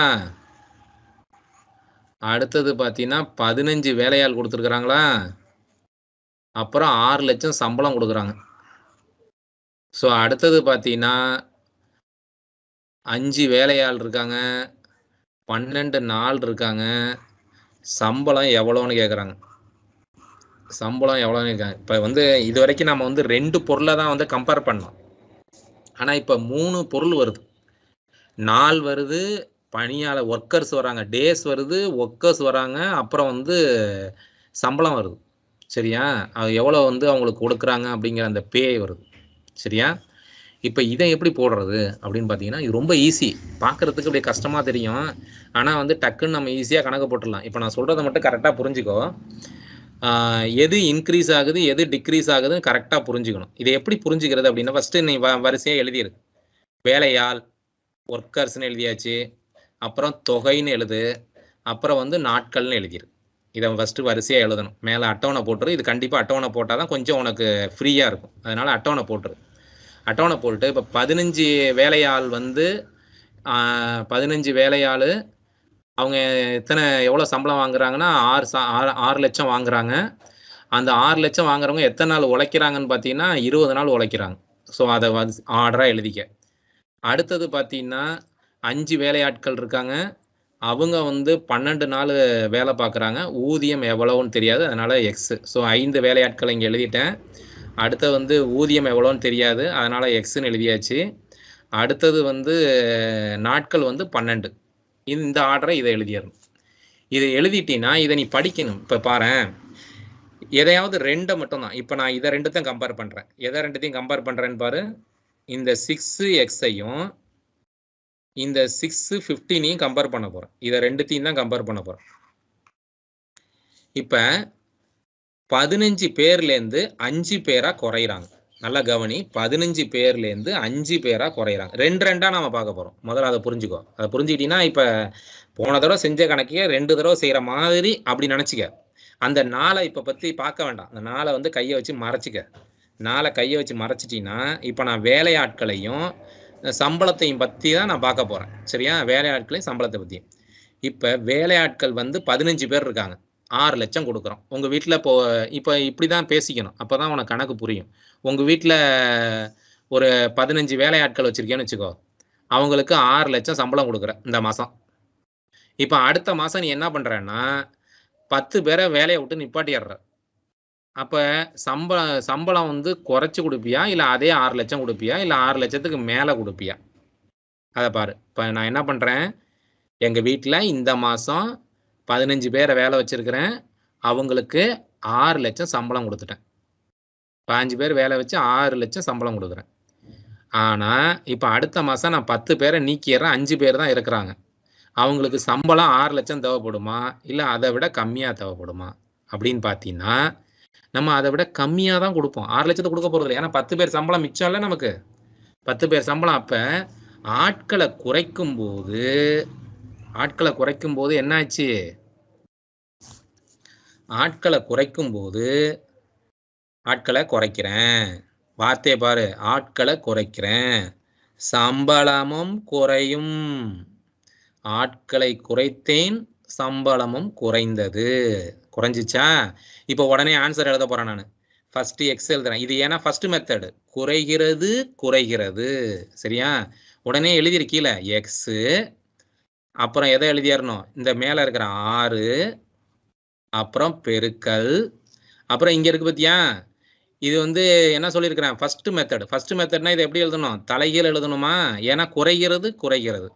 ஆட்களை குறைக்கும் போது சம்பளமும் குறைஞ்சிரும், எனக்கு மீதி மிச்சம் ஆகும், அதனால குறையுது. அப்போ இது நேர் விகிதம், நேர்மாறல், டைரக்ட் வேரியேஷன். ஸோ அதனால 15 5 இருக்கா, அதை நான் எப்படி எழுதணும்? 5 15 தலைகீழ் எழுதணும். ஃபர்ஸ்ட் மெத்தட்னா தலைகீழ் எழுதணும், செகண்ட் மெத்தட்னா தலைகீழ எழுதக்கூடாது. ஃபர்ஸ்ட் மெத்தடுங்கிறது அதிகரிக்கும் குறையும். செகண்ட் மெத்தடுங்கிறது அதிகரிக்கும் குறையும் அதிகரிக்கும். சரியா? ஸோ அதனால அதை முதல்ல நல்லா கவனிச்சுக்கணும். இப்போ இங்க வருவோம். இப்போ நான் என்ன பண்ண போறேன் அப்படின்னா,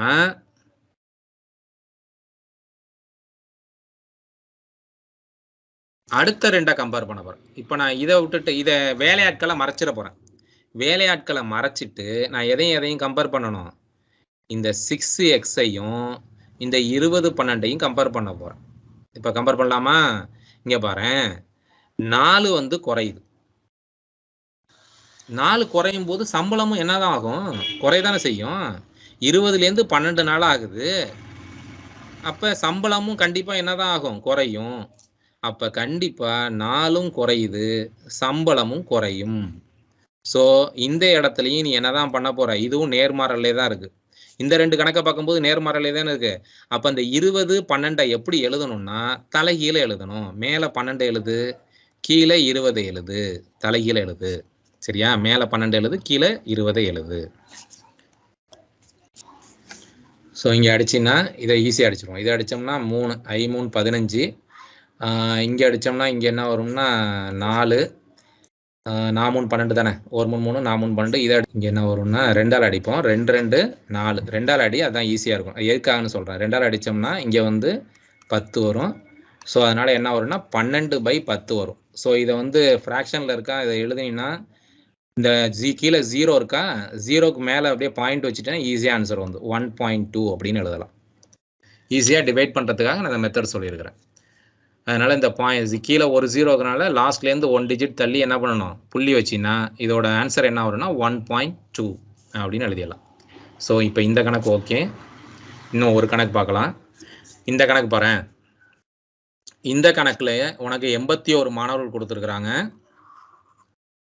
அதுல வந்து 448 மீட்டர் நீளமுள்ள ஒரு சுவர் இருக்கு. 448 மீட்டர் நீளமுள்ள ஒரு சுவர். அதுல வந்து ஓவியம் வரைகிறாங்க. எத்தனை நாள்லன்னா 56 நாள்ல வரைகிறாங்க. எத்தனை நாள் வரைகிறாங்க? 56 நாள்ல வரைகிறாங்க. அடுத்தது பார்த்தீங்கன்னா அதே சுவரோட நீளம் இருக்கு, 4 இருக்கு, மாணவர்கள் தெரியாது எக்ஸ். ஸோ இதெல்லாம் வரிசையாக எழுதிக்க. இப்போ நான் எழுதியிருக்கேன் பாரு. மாணவர்கள் வந்து 81 எக்ஸு. இந்த மாணவர்கள் வந்து 81, அவங்க எத்தனை நாளாக வரைகிறாங்க? 81 பேர் எத்தனை நாளில் வரைகிறாங்க? 56 நாளில் வரைகிறாங்க. சுவரோட லென்த் எவ்வளோ? 448. அடுத்தது பார்த்தீங்கன்னா மாணவர்கள் தெரியாது, அதனால எக்ஸு. அவங்க எத்தனை நாள் வரைகிறாங்க? 27 நாள் வரைகிறாங்க. ஆனால் அவங்களுக்கு கொடுக்கப்பட்ட லென்த் வந்து எவ்வளோ? சுவரோட நீளம் எவ்வளோ? 160. இந்த அட்டவணையை கரெக்டாக போட்டுட்டீங்கன்னா இப்போ இங்கே கவனி. இப்போ 2 2 எடுத்துக்குவோம். இப்போ நம்ம இந்த இதையும் எடுத்துக்குவோம். இந்த தேர்டு சுவரின் நீளம் இருக்குது பார்த்தியா, அதை அப்புறம் பார்த்துக்கலாம். இதை மட்டும் இப்போ எடுத்துக்குவோம். சுவரின் நீளம் இப்போ வேண்டாம், அதை மறைச்சிக்கலாம். இப்போ இதை 2 கம்பேர் பண்ணுவோம். 81 மாணவர்கள் 56 நாள் வேலை பார்க்குறாங்க. புரியுதா? இப்போ 56 நாள் வேலை பார்த்தாங்களா, நாளை என்ன பண்ணிடுறாங்க பாரு, குறைச்சிடுறாங்க. 56 நாளுங்கிறது வந்து 27 நாளாக குறையுது. அப்போ மாணவர்கள் கூடுதலாக தேவைப்படுவாங்களா, தேவைப்பட மாட்டாங்களா? இதுதான் கேள்வி. நாளை குறைச்சிவிட்டாங்க. நாளை குறைச்சா வேலை என்ன ஆகணும்? முடியணும்ல, வேலை முடிஞ்சாகணும்ல. அப்போ வேலை முடிகிறதுக்கு மாணவர்கள் என்ன ஆவாங்க? அதிகமாக தேவைப்படுவாங்க. அப்ப மாணவர்கள் அதிகமா தேவைப்படுறாங்க. ஸோ அதனால இது எப்படி இருக்கு? 1 அதிகரிக்குது, 1 குறையுது. 4 குறையுது. மாணவர்கள் அதிகமா தேவைப்படுவாங்க. நல்லா புரிஞ்சுக்கணும். 4 குறைகிறது. மாணவர்கள் அதிகமா தேவைப்படுறாங்க. அப்ப நான் சொன்ன மாதிரி தான். ஃபர்ஸ்ட் எக்ஸ் எழுதிரு. அப்புறம் 81 எழுது. இது வந்து செகண்ட் டைப்பு. நாட்கள் குறையுது.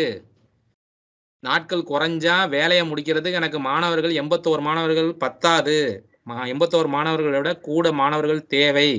அப்ப நாட்கள் குறையும் போது மாணவர்களை நான் அதிகரிக்கணும். நான் ஏற்கனவே சொன்னதுதான். வேலையாட்கள், பணியாள், ஆண், பெண் இப்படியெல்லாம் கொடுப்பாங்கன்னு சொன்னேன். இந்த இடத்துல மாணவர்களும் கொடுத்துட்டாங்க. அவ்வளவுதான். இந்த இடத்துல ஆக்சுவலா தொழிலாளர்கள் தான், ஒர்க்கர் தான். மாணவர்களும் ஒரு ஒர்க்கர் மாதிரி, ஒர்க்கர் தான். அப்ப 56 நாளை வந்து 27 நாளா குறைச்சிட்டாங்க. எனக்கு நாளை வந்து குறைச்சிட்டா எனக்கு வேலை முடிஞ்சாகணும். வேலை முடியணும்னா எனக்கு ஒர்க்கர்ஸை வந்து அதிகப்படுத்தணும். ஒர்க்கர்ஸை அதிகப்படுத்தணும்னா மாணவர்களை அதிகப்படுத்தணும்.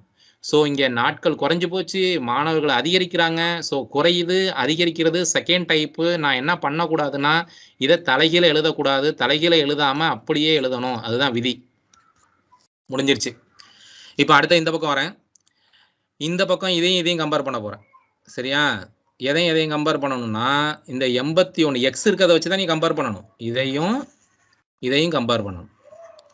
இப்போ நான் என்ன பண்றேன்னு பாரு. மறுபடியும் அதே கதை தான். இந்த 448 மீட்டர் நீளம் இருந்துச்சு.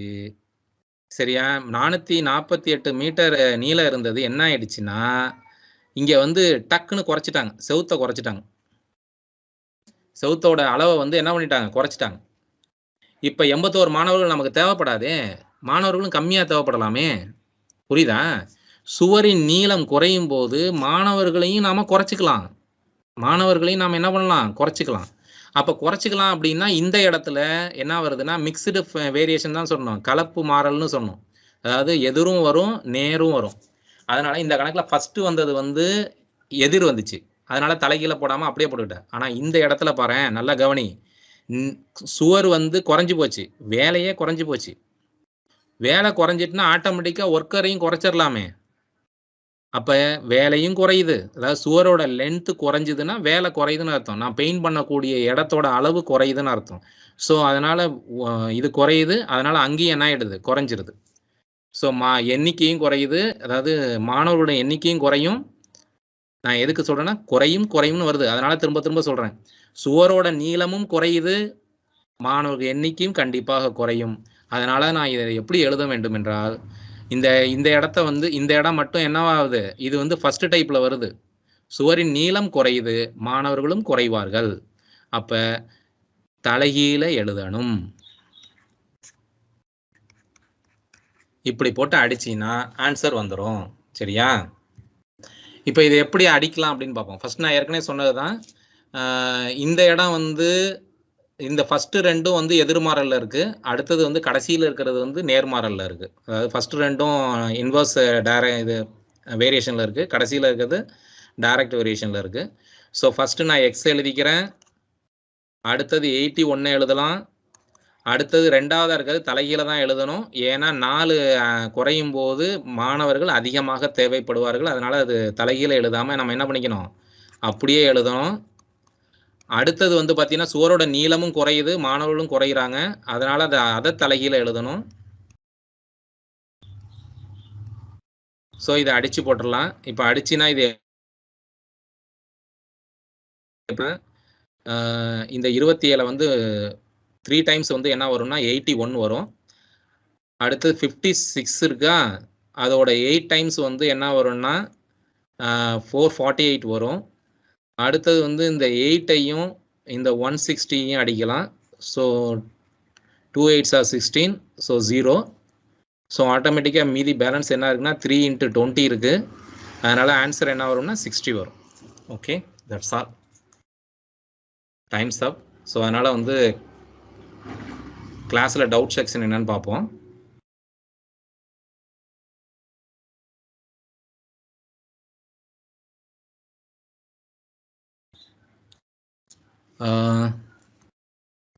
நான் அன்மியூட் பண்ணுறேன். யாருக்கெல்லாம் டவுட் இருக்கோ அவங்க டவுட் கேளுங்க. கொஞ்சம் வரிசையாக கேட்கலாம். நான் எல்லாரையுமே அன்மியூட் பண்ணி விட்றேன். ஒருத்தர் கேட்கும்போது அடுத்தவங்க இது பண்ண வேண்டாம். நீங்கள் டவுட் இருந்தால் டவுட் கேட்கலாம். கிளாஸ் முடிஞ்சிருச்சு. உங்களுக்கு டவுட் இல்லைன்னா நீங்க லெஃப்ட் ஆயிக்கலாம்.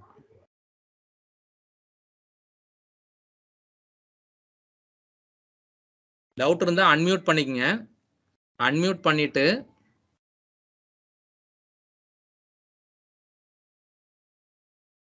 இப்போ அன்மியூட் பண்ணுங்க. யாரு? ஒரு நிமிஷம். கார்த்திகா மட்டும் பேசட்டும், மத்தவங்க பேச வேண்டாம். கார்த்திகா சொல்லுங்க. சார் லாஸ்ட்ல 60 சொன்னீங்களா சார்? ஆமா. இந்த கணக்கு புரியல சார். நான் சொல்றேன்மா, கடைசில சொல்றேன், கொஞ்சம் வெயிட் பண்ணுங்க. Okay sir. லாஸ்ட் சம் மட்டும் தானே? ஆமா சார். ஓகே, நான் அந்த சம்ம சொல்றேன். மத்தவங்க வெயிட் பண்ணுங்க. வேற ஏதாவது டவுட் இருக்கா? சொல்லுமா. சொல்லுமா, பேர் சொல்லிட்டு சொல்லுங்க. நான் உங்களை மட்டும் பேச சொல்றேன். சார் என் பேர் நதிஷா. நதிஷா மட்டும் பேசட்டும், மத்தவங்க யாரும் பேசாதீங்க. நதிஷா சொல்லுங்க. சார் எனக்கு கடைசி சம் வந்து டவுட்டா இருக்கு சார். ஓகேமா, அந்த சம்ம நான் போடுறேன், மறுபடியும் போட்டு தரேன் நான். கடைசி சம் வெயிட் பண்ணுங்க, நான் போடுறேன். வாட்ஸ்அப்ல அனுப்புறேன் சார். ஓகேமா. ஓகேமா. Sir Harshan Kumar sir. ஹர்ஷன் குமார் சொல்லுங்க. ஹர்ஷன் குமார் மட்டும் சொல்லுங்க. சார் லாஸ்ட்ல அந்த சிம்பிளிஃபை மட்டும் பண்ணீங்க சார், அது மட்டும் புரியல சார். ஓகேமா. ஓகே, நான் போட்டு தரேன். கொஞ்சம் வெயிட் பண்ணுங்க. நான் மத்தவங்க நான் லாஸ்ட் சம் திரும்ப போடுறேன். லாஸ்ட் சம் தவிர வேற ஏதாவது டவுட் இருந்தா மட்டும் கேளுங்க. லாஸ்ட் சம் திரும்ப போடுறேன், வெயிட் பண்ணுங்க. லாஸ்ட் சம் மட்டும் போடுங்க சார். ஓகேப்பா. லாஸ்ட் சம் போட்டுக்காம சொல்லுங்க சார். நீங்க வந்து அந்த டினாமினேட்டர் நாமினேட்டர் சொன்னீங்களா சார்? ஆமா. அது வந்து நேர்மாறல்ல வந்து தலைகீழ போடணுமா சார்? நேர்மாறல்ல தலைகீழ போடணும், எதிர்மாறல்ல வந்து அப்படியே போடணும். Okay sir, thank you sir. ஆமா. சொல்லுப்பா லதா தேவி. சொல்லுங்க சார். செகண்ட் क्वेश्चन மட்டும் எனக்கு சொல்லி தாங்க சார். செகண்ட் क्वेश्चनனா ஃபர்ஸ்ட்ல இருந்து செகண்டா இல்ல கடைசில செகண்டா? ஃபர்ஸ்ட்லயே கடைசி செகண்டாமா? கடைசி சார். கடைசி தானே, கடைசி சம் தானே. சரி, அவங்க லைன். ஓகேப்பா. ஓகே, சரி, ஓகே, வெயிட் பண்ணுங்க. எல்லாருக்குமே செகண்ட் சம்ல டவுட் இருக்கு, நான் அதை போடுறேன். இப்ப டிசேபிள் பண்றேன் நானு.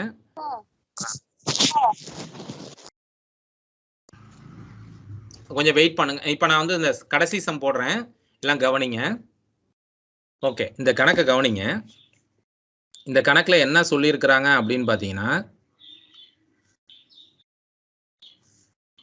81 மாணவர்கள். மாணவர்கள்ங்கிறது ஆக்சுவலா ஒர்க்கர், அது மாதிரி ஞாபகம் வச்சுக்கோங்க. அடுத்தது வந்து 448 வந்து 448 நீளமுள்ள சுவர். சுவர்ல ஓவியம் வரைகிறோம். சுவர்ல நம்ம என்ன பண்றோம்? ஓவியம் வரைகிறோம். எத்தனை நாள் வரைகிறாங்க பார்த்தீங்கன்னா 56 நாள் வரைகிறாங்க. சரியா? ஸோ 81 மாணவர்கள் 56 நாள்ல 448 மீட்டர் நீளமுள்ள சுவர்ல வரைகிறாங்க. இப்ப அடுத்தது பாரு, அடுத்த கான்செப்ட் என்ன சொல்றாங்கன்னா, மாணவர்கள் எத்தனைன்னு கேட்டாங்க. மாணவர்கள் நமக்கு தெரியாது, அதாவது ஒர்க்கர் வந்து எவ்வளோன்னு தெரியாது, அது எக்ஸ். நீளத்தை குறைக்கிறாங்க, நீளத்தை 160 குறைச்சிட்டாங்க. அடுத்தது எத்தனை நாள்லன்னா 27 நாள். ஸோ இதை அட்டவணைப்படுத்தி நான் கீழே எழுதியிருக்கிறேன். இது மாதிரி கரெக்டாக அட்டவணைப்படுத்தி எழுதிடுவேன் நான் நம்புறேன். 81 மாணவர்கள் 56 நாள்ல 448 மீட்டர் நீளமுள்ள வேலையை செய்யறாங்க. சரியா? அந்த சுவர்ல ஓவியம் வரைகிறாங்க, டிராயிங் பண்றாங்க. அடுத்தது பார்த்தீங்கன்னா மாணவர்கள் தெரியாது 27 நாள். அடுத்தது வந்து என்ன சொல்லியிருக்காங்கன்னா 160. சுவரோட நீளம் வந்து 120. சுவரோட நீளம் கம்மியா இருக்கு. இப்போ நம்ம ஏற்கனவே சொல்லியிருக்கிறோம், மொத்தம் 3 விதமா கொடுத்துருக்குறாங்க. இதுல நாம என்ன பண்ண போறோம்னா, ஏதாவது 2 மட்டும்தான் எடுத்துட்டு கம்பேர் பண்ணோம். அது எக்ஸ் எங்க இருக்கோ அதை தான் எடுத்துட்டு கம்பேர் பண்ணணும். எக்ஸ் எங்க இருக்கு? இந்த இடத்துல இருக்கு. இதையும் தான் கம்பேர் பண்ண போறோம். ஸோ இங்க 4 இருக்கு. 4 வந்து குறையுது, 56லேருந்து 27 குறையுது பாரு. 4 வந்து என்ன ஆயிடுது? குறையுது. ஸோ அப்ப இங்க ஆட்டோமேட்டிக்கா என்ன ஆகுதுன்னா, ஒர்க்கர் என்ன ஆகணும்? நமக்கு கூட தேவைப்படணும். 4 குறைஞ்சதுன்னா ஒர்க்கர் வந்து கூட தேவைப்படணும். ஒர்க்கர் வந்து என்ன ஆகும்? கூட தேவைப்படுவோம். அப்போ ஒர்க்கர் கூட தேவைப்படுறாங்க அப்படின்னா இது செகண்ட் டைப். செகண்ட் டைப்னா என்னது? எதிர்மாறல். சரியா? அதனால நான் எடுத்த உடனே இதை ரெண்டையும் கம்பேர் பண்ணிட்டேன். இதில் நான் என்ன பண்ணுறேன்னா 81 எழுதிடணும். எக்ஸ் எப்பொழுதும் எக்ஸ் எழுதிட்டு 81 எழுதிடணும். இதைத்தான் நம்ம தலைகீழ் எழுதுறதா நேராக எழுதுறதான்னு பார்க்கணும். ஸோ இந்த இடத்துல 4 வேலை நல்லா நான் ஏற்கனவே சொல்லியிருக்கிறேன். இதை மனசில் வச்சிருந்தீங்கன்னா என்னால் டக்குன்னு சொல்லிடலாம். 4 இருக்கு, வேலை இருக்கு. 4 வேலை அப்படின்னாலே செகண்ட் டைப்பு. செகண்ட் டைப்புனாலே நீ என்ன பண்ணிடலாம்னா அப்படியே கண்ணை மூடிட்டு அப்படியே எழுதிடணும். 56/27ன்னு கண்ணை மூடிட்டு அப்படியே எழுதணும். இப்போ இதை எழுதிட்டேன். இப்போ நான் இதையும் கம்பேர் பண்ணணும். அடுத்தது தேர்டுக்கு வரேன். தேர்ட் பாக்ஸ் இருக்குல்ல. இப்போ வேலையாட்களையும் பணியாளர்களையும், பணியாளர்கள்னா மாணவர்கள்னு சொன்னேன், இதையும் இங்கே பாரேன். இப்போ நான் என்ன ஆகுதுன்னா எனக்கு கொடுக்கப்பட்ட சுவரோட நீளம் வந்து என்ன ஆயிடுச்சுன்னா குறைஞ்சி போச்சு. கொடுக்கப்பட்ட சுவரோட நீளம் 448லேருந்து 160 குறையுது. அப்போ 160 குறையுதுன்னு வச்சுக்கேன். அப்போ எனக்கு 81 மாணவர்கள் தேவைப்படாது, அதை விட கம்மியாக தான் தேவைப்படும். அப்போ சுவரோட நீளமும் குறையுது, மாணவர்களும் குறைகிறாங்க. சுவரோட நீளமும் குறையுது, மாணவர்களும் குறைகிறாங்க அப்படின்னா இது என்னது? ஃபர்ஸ்ட் டைப் நேர்மாறல். அப்போ நான் என்ன பண்ணணும்? 160 கீழே என்ன பண்ணணும்? 448ன்னு தலைகீழ எழுதணும். ஸோ இதை இப்போ எப்படி வந்து கேன்சலேஷன் பண்ணுறதுன்னு கேட்டிங்க, அதை நான் சொல்கிறேன். ஆக்சுவலாக வந்து நான் கொஞ்சம் ஈஸி மெத்தடாக இருக்கட்டும்ங்கிறத டைரெக்டாக எடுத்துருக்கிறேன். 27 × 3 27 × 3 எவ்வளோனா 81.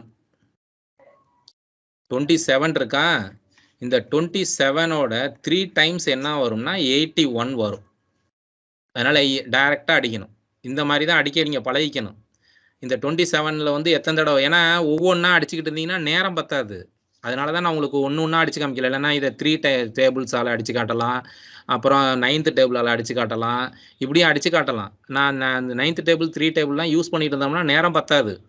அதனால் இருக்கிற நம்பர்லேயே அதோட மல்டிபிளில் வருதா அப்படின்னு பார்க்கணும் நீங்கள். இப்போ நான் எப்படி உங்களை பார்க்க சொல்கிறேன் அப்படின்னா 27 இருக்கா, 27ஓட இன்னொரு 27, இன்னொரு 27, 3 27 சேர்த்தா 81 வருது. ஸோ இதை அடிச்சிட்டேன். அதே மாதிரி இங்கே 56 இருக்கு பாரு. இந்த 56ல் 8 டைம்ஸ் வந்துச்சுன்னா 56 வந்து 8 டைம்ஸ், 56 8 டைம்ஸ் என்ன வருதுன்னா 448. ஸோ அதனால இது என்ன ஆகும்னா இங்கே வந்து 8. இப்போ அடுத்தது நான் என்ன பண்ணேன்? 56ஐயும் 8ஐயும் அடிச்சிருக்கிறேன், 448ஐயும் அடிச்சிருக்கேன், 56ஐயும் 448ஐயும் அடிச்சிருக்கிறேன். 8 டைம்ஸ் வருது. இப்போ அது மாதிரி 8 வந்து 8 டேபிள் சொன்னீங்கன்னா இதை அடிக்கலாம்.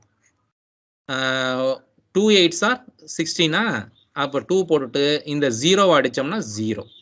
ஸோ பேலன்ஸ் இங்கே வந்து ஒரு 3 இருக்குது, இங்கே ஒரு 20 இருக்குது. இங்கே 81 அடித்ததில் ஒரு 3 இருக்கா, இங்கே வந்து 160 அடித்ததில் ஒரு 20 இருக்கா. அந்த 3ஐயும் 20ஐயும் அடித்தோம்னா என்ன வரும்னு மல்டிப்ளை பண்ணோம்னா என்ன வரும்? 60 வரும். ஸோ இப்போ உங்களுக்கு கரெக்டாக புரிஞ்சிருக்குன்னு நினைக்கிறேன். எனிவே மறுபடியும் ஒரு தடவை வேணாலும் இதே அடித்து காட்டுறேன், பார்த்துக்க. ஸோ 127 வந்து 3 டைம்ஸ் 81, 56 வந்து 8 டைம்ஸ் 448. இந்த 88 வந்து 20 டைம்ஸ் என்ன வரும்னா 160. ஸோ அதனால் 3 × 20 வந்து ஆன்சர் வந்து 60. சரியா? இப்போ கரெக்டாக புரிஞ்சிருக்குன்னு நினைக்கிறேன். ஸோ டைம் வந்து அப்ஸ் ஆகிட்டு இருக்கு. அந்த கேட்குறேன், இப்போ புரிஞ்சுதான்னு சொல்லுங்க.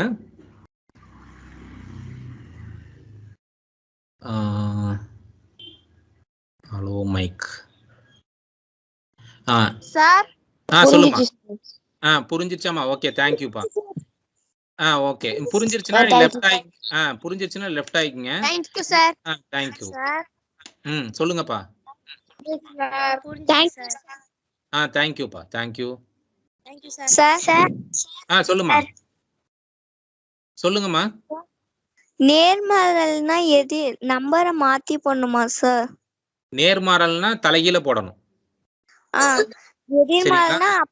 எதிர்மாறல்னா அப்படியே எழுதிக்கணும். அதாவது பகுதி தொகுதின்னு சொல்லுவோம்ல, அது அப்படியே வச்சுக்கணும். Okay sir, thank you. Sir சொல்லுமா. சார் என்னோட நம்பர் வந்து குரூப்ல ஆட் பண்ணனும். Okay sir. குரூப்ல ஆட் பண்ணனுமாமா? உங்க கிளாஸ் டீச்சர் இருக்காங்களாமா, அவங்கள்ட்ட சொல்ல சொல்லுமா. கிளாஸ் டீச்சர்னா ஸ்கூல்லயா சார்? ஸ்கூல்ல தான். Okay sir. Okay sir. உங்க கிளாஸ் மிஸ்ட்டே சொல்லுங்க, இல்லைன்னா இதுல சாட் பாக்ஸ்ல போட்டு விடுங்க. நான் நம்பரை வந்து நான் ஆட் பண்ணி விடுறேன். சாட் பாக்ஸ்ல போட்டு விடுங்க. சார் உங்க சாட்ல பண்ணிட்டேன் சார். பண்ணிட்டீங்களா? நான் பாத்துக்கிறேன் நான். ஓகே, நான் பாத்துக்கிறேன். ஓகே. ஓகே, தேங்க்யூப்பா. Thank you sir. தேங்க்யூப்பா. Thank you sir. Thank you sir. Thank you. Thank you. Thank you. Thank you sir. தேங்க்யூப்பா. Thank you sir. தேங்க்யூ. ஓகே, வேற யாருக்கா டவுட் இருக்கா? No sir. No doubt sir. Okay, no doubt sir. Thank you. No doubt sir. ஓகேப்பா, thank you.